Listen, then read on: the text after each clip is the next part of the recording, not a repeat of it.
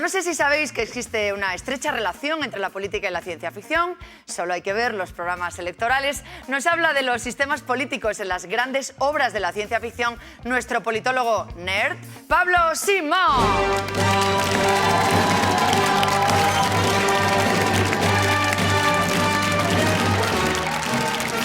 Pablo, bienvenido. Gracias. Oye, Pablo, ¿existe el poliamor en política? Por supuesto, algo habrá, ¿no? Es decir, cuando hablamos de mestizaje ideológico hay que pactar con gente diferente, dame apoyo puntual a mi emoción y yo te haré sentir una nueva sensación. Estamos viendo... ¿Esto te lo habías preparado? Te lo prometo que no, pero esto es el... Eres más sexy de lo que pareces a primera vista, ¿eh? Eso que no le veis bailar.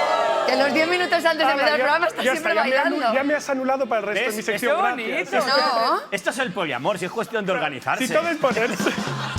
Nada como la geometría variable en un congreso para explorar el poliamor, ¿verdad? Claro, claro, gente que aparentemente no tiene nada que ver, pero ya estamos aquí todos fluyendo. Además, ya que estamos terminando, ¿no? Podemos contar todos los secretos. Baila un montón antes del programa. Baila muy bien, ¿eh? Y baila genial. ¿Y es un fucker? Esto, en serio, que lo ven en casa también. Lo ven en Claro, casa. claro. Ya. Horario de protección infantil. Porque tú has sido siempre un hijo buenísimo, ¿verdad? De los que no has dado disgusto. A ver, Tienes una cara. El truco es siempre parecer bueno. Ya. Y después ya vamos bien. La Tú eres política, eso, pues ¿eh? la política. Sí, bien. Como la política. Pura política. El secreto de Albert Rivera, el truco es parecer. Pero yo te he llamado ya politólogo, friki, nerd, pop, reggae. ¿Hay alguna que no te ha molestado ninguna? No me ha molestado. A ver, me han dicho, se han reído de mí gracias a todos esos apelativos, eso de pop, friki, no sé qué, pero bueno, eso se lleva con normalidad. Además, ahora como lo friki está ya tan normalizado, es decir, ahora ya es mainstream. ¿Quién no sabe lo que es Darth Vader? Pues un señor de 60 años el otro día y me llamó la atención, dijo, un señor de casco negro, tal. Digo yo, esto, que chico no sabe que esto se sacó en los años 80, pero si ya tienes una edad, ¿no? Tú de la gente que no conoce a Darth Vader desconfías, ¿no? Yo desconfío también de dónde está esa gente y qué ve por las noches en sus Claro. casas. Oye, hablemos antes del mundo de la ciencia ficción y de la política, del muro invisible. ¿Qué es esto que has hecho? Bueno, esto que hemos hecho es un libro que sacamos conjuntamente los colegas de Politicón y yo mismo, que soy parte, básicamente para hablar de una brecha que existe ahora en España que creo que es fundamental y de la que no hablamos casi, que es la brecha generacional. Durante la crisis, los que principalmente han sido paganos de ella han sido los jóvenes y especialmente la gente joven, especialmente los niños. Es decir, la pobreza infantil, por ejemplo, se multiplicó por 3. Hay gente que todavía se considera joven con 35, 40 años, cuando ya debería ser adulto, pero es porque está atrapado en trabajos precarios, son becarios, por ejemplo, ¿no? Y con más de 40. Tenemos récord de abandono escolar en nuestro país, 19% esa tasa, y además nuestros universitarios no encuentran trabajo ajustados a sus expectativas. Además tenemos el problema de que muchos de mi generación ni siquiera sabemos si cobraremos pensión. Bueno, todo ese tipo de problemas nosotros queremos ponerlos negro sobre blanco y empezar a discutir un poco, a hablar de una cuestión que yo creo que es central, ¿no? Que es cómo vamos a retejer ese pacto en el que tengamos que entender que ayudar a los jóvenes es ayudar también a los mayores. ¿Cómo vamos a sostener las pensiones si no hay nadie que trabaje hoy? Pues bueno, tenemos que buscar un equilibrio nuevo. Y todo este follón, que es un follón realmente para un país y que es algo terrible porque todo lo que cuentas es catastrófico y tira abajo lo que consiguieron otras generaciones.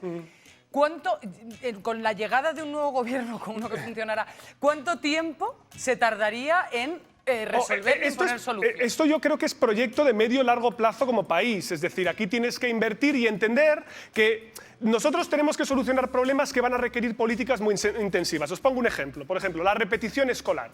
Sabéis que nosotros somos un país récord en repetición escolar, en jóvenes que repiten otra vez. Lo que no se sabe tanto es que un niño pobre tiene 5 veces más probabilidades de suspender que uno rico a igualdad de notas.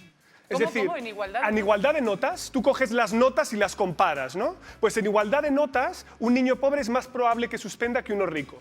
¿Por qué? Porque hay segmentación de las escuelas a las que tú vas. Hay una concentración de la gente pobre en unos sitios, de la rica en otros, y los ricos pueden fallar más veces, tienen más oportunidades, tienen más repesca. Pero como nosotros no tenemos un estado de bienestar que ponga una red de seguridad para esa gente, nosotros estamos perdiendo cada día gente con talento, los Mozarts de nuestro tiempo. Están hoy atrapados sin oportunidades en todos esos niños que entran en pobreza infantil, porque ahí es donde, por ejemplo, nuestro Estado tendría que actuar muy intensivamente, nosotros poner este debate encima de la mesa y decir, ostras, a lo mejor no puedo solucionar todo el problema, pero puedo empujar en esa dirección. Yo, con que dejemos de hablar de banderas y empecemos a hablar de lo que está debajo de las banderas, me doy con un canto de lo importante, ¿no? Y de los grandes castigados de la crisis, ¿no? Claro. Me dice Freddy muy bien. Porque es así, ¿no? Hay que aplaudir, se aplaude. Es la Tengo que hacer de generación regidor, lo hago. castigada, arrasada por la crisis económica. Yo creo que ese es uno de los ¿Qué has temas dicho? Que no te he oído. Pues que se ha puesto a aplaudir y ha dicho, bueno, yo sí tengo que hacer de regidor. lo hago, Y entonces ya está. Guillo... Para que no digan que el pluriempleo no existe, anda que no. Anda que no. Ya te digo, ya te existe. Si no, ¿quién va a pagar nuestras pensiones? Además, de verdad, ¿y cómo vamos a tener nosotros una? Que ese es otro debate. Bueno, hablemos entonces de ciencia ficción y política. ¿Dónde has encontrado tú tus referencias? Entiendo que, bueno, pongamos a Blade Runner, ¿no? Por ser la última, sí, grande. ¿La habéis visto, la estrenada. última de Blade Runner? Sí. ¿Os gustó? Mucho. A mí me gustó también mucho. A mí me parece una poquito fotografía... ¿Ves? Ahí ya podemos discrepar. Porque, ya empezamos. claro, como la antigua Blade Runner era también lenta, esta intenta un poco recoger esa nostalgia que, fijaos, también podríamos hacer una reflexión. Como ya casi parece que no generamos ideas nuevas, ¿no? Que tenemos que volver atrás y darles una vuelta de tuerca porque a veces nos cuesta contar historias. O a lo mejor es porque los seres humanos somos iguales siempre. Y hay dos dilemas muy chulos que salen en esta película que me encantan. Uno es, ¿cuál es nuestra identidad? Cuando hablan del tema de los recuerdos, si se puede implantar recuerdos o no. Y fijaos cómo nosotros muchas veces nos construimos nuestros propios recuerdos de lo que somos, ¿no? Los racionalizamos después. Montamos una historia, por ejemplo, mis alumnos lo hacen mucho. ¿Qué carrera cojo para entrar a tal? Cuando tienes 40 años dices, no, yo siempre quise coger esta carrera, no sé qué, no sé cuántas. Pero luego, ahora la verdad, tú lo que has hecho es racionalizártelo, inventártelo. Y luego en esta película, en la segunda de Blade Runner, sale un dilema que me parece fabuloso, que es cómo trascendemos la humanidad, ¿no? Es decir, somos finitos, nos vamos a gastar algún día, y cómo podemos superar esa mortalidad. Los replicantes tienen el problema de que se extinguen antes que los seres humanos. Esto se ve en el monólogo inicial, en el monólogo final de la primera peli, ¿no? Mis recuerdos se perderán como lágrimas en la lluvia, qué duro, o sea, todo lo que ha sido se perderá, pero como los hijos son una forma de trascender, es decir, de dejar una pequeña huella en el planeta con una continuidad. Es el gran drama de los replicantes, ¿no? Claro. Nosotros desapareceremos. Exacto. Nada nos continuará perpetuará. lo que somos nosotros. Y yo creo que, por ejemplo, en la descendencia hay uno de los debates fundamentales en ese sentido. Estábamos hablando de política y ciencia ficción. Habrás estudiado Asimov. Sí, entonces, claro. Obligatoriamente. Asimov, yo no sé si lo conocéis, pero es un escritor famosísimo que él tiene origen ruso y se exilió a los Estados Unidos y tiene algunas obras que son cumbre y algunas frases que son maravillosas, como estas de que la humanidad ahora mismo está en su cuna, que es la Tierra, pero uno no puede estar en la cuna todo el tiempo, ¿no? Era en los tiempos de la exploración espacial, del optimismo. Había un optimismo casi de la humanidad en descubrir otros mundos, otros planetas. Y, de hecho, tiene dos libros fabulosos, yo los recomiendo. Uno es la saga de Fundación, que trata básicamente sobre la idea de que la humanidad se ha construido en un imperio intergaláctico, etcétera, etcétera, pero va a caer en la decadencia, como le pasó al Imperio Romano. Entonces él dice que utilizando lo que él llama la psicohistoria, es decir, el análisis del comportamiento de grandes grupos, tú puedes reducir el periodo de barbarie a la mitad del tiempo, estableciendo una fundación en un lugar y otra fundación en el otro extremo de la galaxia. Y utiliza mucho esto de la psicohistoria, que es básicamente la tensión entre decir, tú no hagas nada, que las fuerzas de la historia te empujarán ya a la resolución de las crisis. Es un poco como el gobierno ahora, ¿no? Tú no hagas nada y así ir arreglando todo, pero un poco así a lo heavy. Y la otra obra fantástica que tiene es la saga de Robot. Robot básicamente va, en aquellos tiempos, se hablaba muchísimo de que los robots y la inteligencia artificial iban a poder tener un rol fundamental en nuestra vida. Hoy día lo tenemos también, pero no lo vemos. Por ejemplo, en los algoritmos, ¿no? Esta cosa de que te salen anuncios que tú no sabes muy bien por qué, pero hay alguien que sabe que a ti lo que te interesa es buscar, pues, que te gusta. pues tú lo buscas y te sale, ¿no? Pues aquí pasa exactamente lo mismo. ¿Y qué es lo que él plantea? Bueno, cómo construir unas leyes las cuales ordenen la vida de los robots según tres principios. La primera ley de la robótica, que dice, un robot siempre tendrá que proteger la vida de un ser humano o, por omisión, no permitir que sufra ningún daño. La segunda ley es, tú siempre obedecerás a un ser humano siempre y cuando no contravenga la primera ley. Y la tercera es, protegerás tu existencia siempre y cuando no contravenga ni la primera ni la segunda ley. Si lo pensáis, esto es exactamente lo mismo que decía Kant. Es decir, tú tienes que buscar el bien para los demás antes que a ti mismo y ser totalmente, sin pensar en tus propios intereses, solo en el bien de la comunidad. Y lo que él hace en sus relatos es explorar dilemas morales, ¿no? Tú, por ejemplo, por salvar la vida de tu hijo, ¿estarías dispuesta a matar a una persona? Sin duda.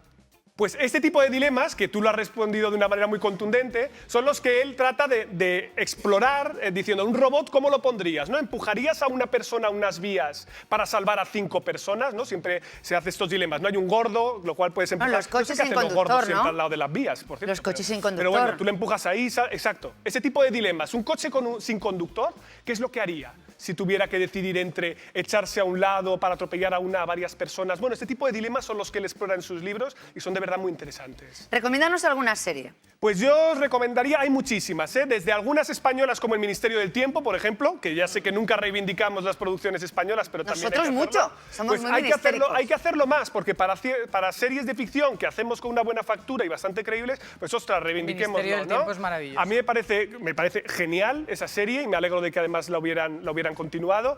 Hay otras series clásicas como Star Trek o, por ejemplo, otra que ha salido también muy recientemente, The Expanse, que trata sobre la expansión de la humanidad por el sistema solar y un sistema así como de castas que se va formando, de clases sociales, o incluso Black Mirror, que igual os suena un poquito más, que es esta de la distopía tecnológica, ¿no? Si a partir de ahora nuestra vida, por poneros un capítulo, se ordenara en función de los faves y los likes que consigues y eso te hiciera subir o bajar en las clases sociales, ¿cómo cambiaría esto nuestro comportamiento? ¿O no lo está cambiando ya? ¿O nos preocupamos más de nuestra imagen extracorpórea que de nuestra propia imagen personal? ¿O no hay una realidad paralela que ya es casi tan real? ¿O acaso un linchamiento en Twitter no se parece un poco a un linchamiento en la vida real? ¿Qué hay ¿dónde está la frontera entre lo corpóreo y no? Yo creo que aquí es una reflexión muy interesante porque la ciencia ficción lo que hace es tensionar algunos supuestos de la realidad para ponernos ante dilemas contemporáneos. Y yo, si queréis que os recomiende también otra serie, por ejemplo, Battlestar Galactica, que es la adaptación de una serie de los 70, que va sobre 12 mundos que huyen de un genocidio robótico y buscan la Tierra Prometida, la historia del pueblo de Israel. Tal cual, es decir, estas 12 tribus de Israel que van a buscar un mundo prometido y hay una tensión siempre entre el fanatismo religioso, la ciencia, entre la tecnología, lo místico. Pues yo creo que todos esos dilemas que están siempre en nuestra sociedad, la ciencia ficción lo que hace es de pornógrafo. Nos los muestra, nos los revela, quita un poco los elementos fantásticos y tú dirás, ostras, es que son dilemas que vemos todos los días en la realidad y que merece la pena explorar, darle una Por eso son tan inquietantes. Y ver hacia dónde vamos, Ay, ¿hacia dónde vamos, Pablo? Es tu último día en Likes. Quiero decirte de parte de todo el equipo que ha sido un placer enorme aprender contigo. Hemos aprendido mucho. Y yo con vosotros, muchísimo. Y tú sí que eres un politólogo de ciencia ficción, cariño. Gracias.